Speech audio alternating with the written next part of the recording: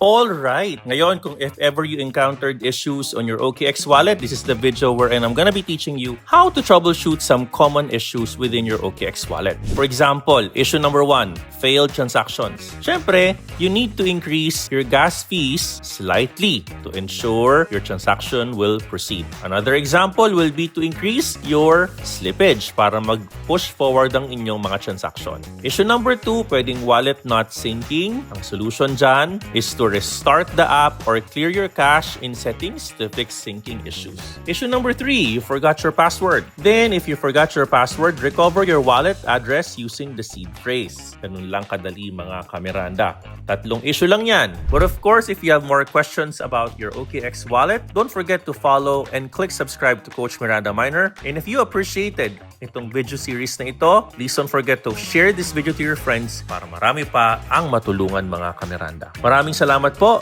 and I love you 3,000.